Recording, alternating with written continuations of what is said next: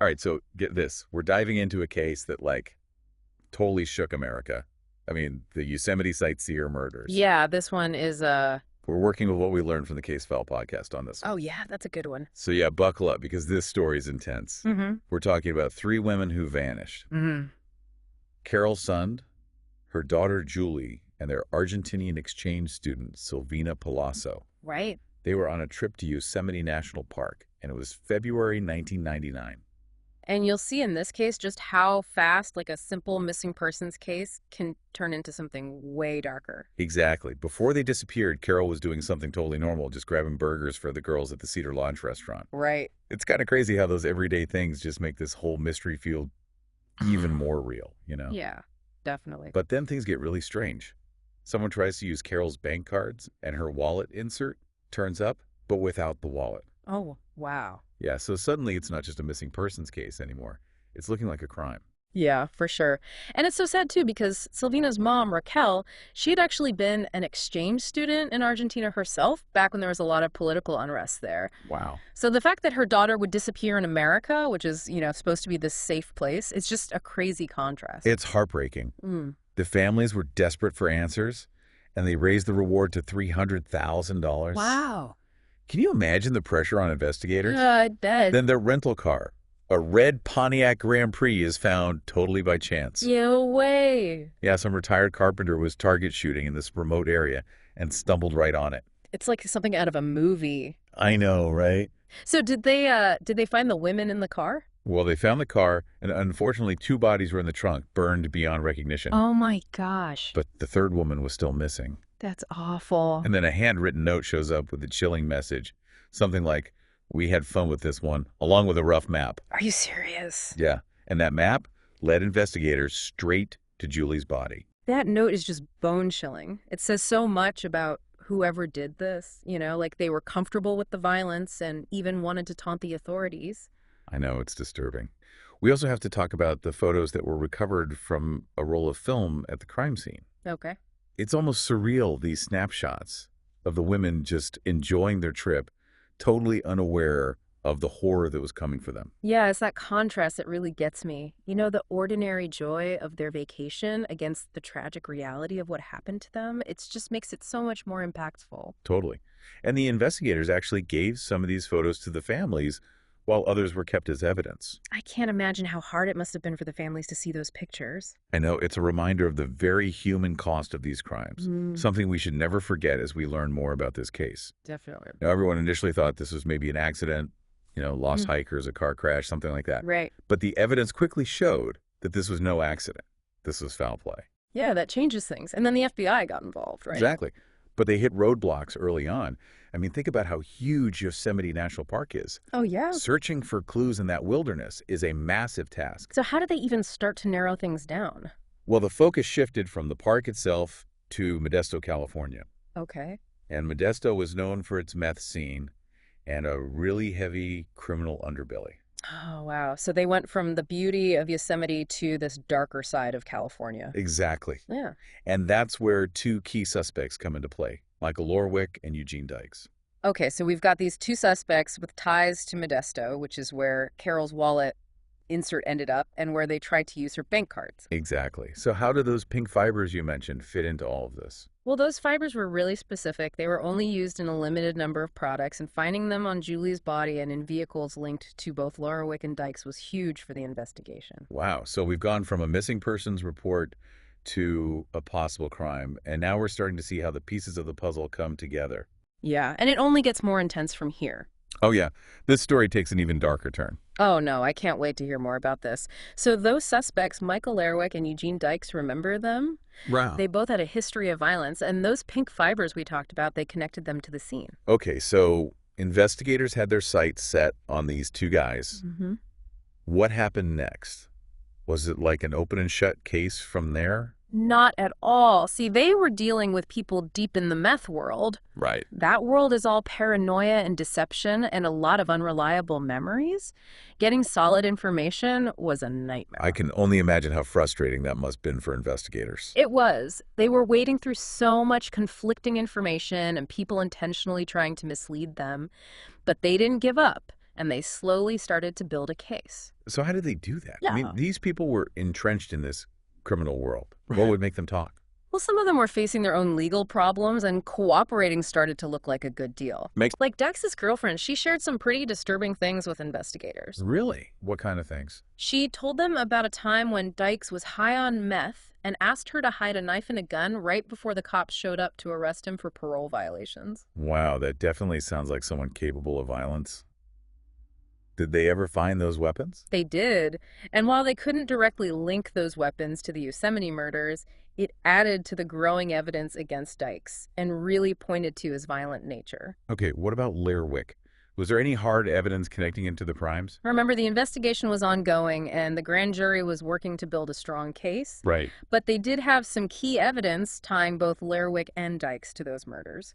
The pink fibers, for one, were a major link. Right. They found them on Julie's son's body, and investigators found matching fibers in a Jeep wagon that Dykes had access to and a Corvette that belonged to Lerwick. That's a pretty strong connection. Right. What else did they find? There was also a ring. Dykes said he'd stolen a ring from Julie, and investigators showed it to Julie's sister, Regina.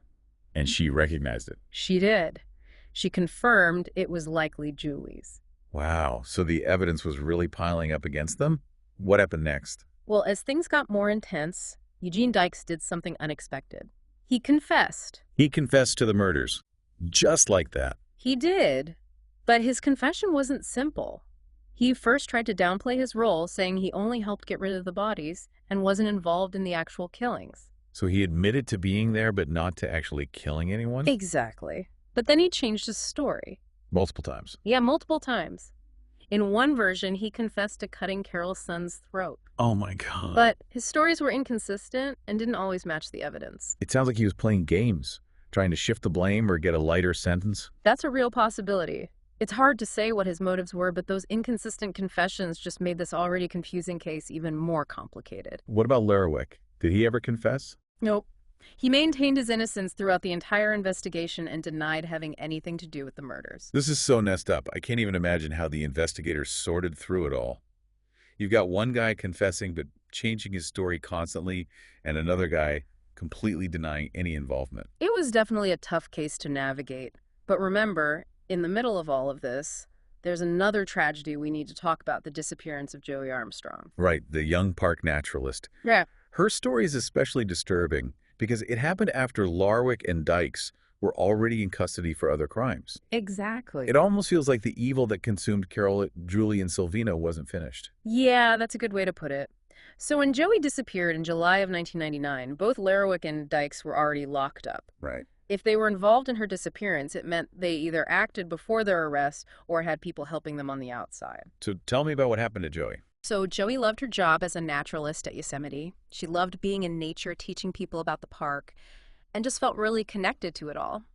And remember, at this point, the news about the Yosemite Sightseer murders was everywhere, but people were starting to feel a little safer because they thought those guys were behind bars.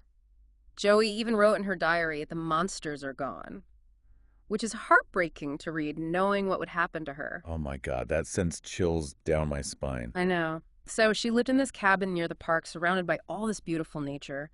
And in late July, she was getting ready to visit a friend in a coastal town called Sausalito. Okay. She had her car packed and was all set to leave on Thursday afternoon, but she never showed up at her friend's place. And that's when her friend called the authorities. Exactly. Her friend knew Joey was always on time and super responsible, so she knew something must be wrong. Right. So early Friday morning, park officials went to check on Joey at her cabin. And what did they find? Her car was parked outside, all packed for her trip, and music was playing inside the cabin, but Joey was nowhere to be found. It looked like there had been a struggle. Her bed was messed up, her sunglasses were broken on the floor, and there was this red rag that seemed totally out of place. Sounds like she was taken. That's what they were afraid of. Park officials started searching at daybreak, but hours went by with no sign of her. Then around 1:00 p.m., they made a horrible discovery near a stream not far from her cabin. They found her body. They did. It was a devastating scene. Joey had been murdered and decapitated. That's just It horrific. was a huge blow to the community coming so soon after the Yosemite Sightseer murders. The relief they had felt, thinking the people responsible were locked up, was completely shattered. So what happened with the investigation? Did they have any suspects right away? Well, the discovery of Joey's body brought back all the fear and suspicion that had gripped the community. The big question was, were Lerwick and Dykes involved somehow, or was there a different killer out there? So last time we were talking about the discovery of Joey Armstrong's body. Just a horrible scene. And the big question was, were Larrick and Dykes involved, even though they were in custody, or was there some other killer out there? It really shook the community. They had just started to feel safe again after the Sightseer murders, thinking the people responsible were locked up, and then this happens. Yeah, it's like having the rug pulled out from under you. Absolutely. So, investigators had to look at all the possibilities. Could Lerwick and Dykes have planned this from behind bars, or did they have help on the outside? What did they do to try to figure that out? They dug deep into Joey's life, looking at her relationships, her work history, anyone she might have met who could be a suspect. They were desperately trying to find any link to Lerwick and Dykes or their associates. Did they find anything connecting Joey to the other case? No, unfortunately, they didn't. Despite all their efforts, they couldn't connect Joey to the suspects in the Sightseer murders. There's no evidence that she knew them, had ever met them, or had any connection to what they were doing. So was this just a random act of violence? A completely separate case? It's possible, but investigators had a feeling it wasn't random. There were too many similarities between Joey's murder and the other case. The brutality, the remote location, it felt like it wasn't just about killing, it was about being cruel. It's almost like whoever did this was trying to copy the Sightseer murders. Yeah, exactly. And that brings up a scary thought. Was there a copycat killer in Yosemite inspired by what Lerwick and Dykes had done? That's terrifying. Did they have any leads on a copycat? They followed up on every single lead, but nothing panned out.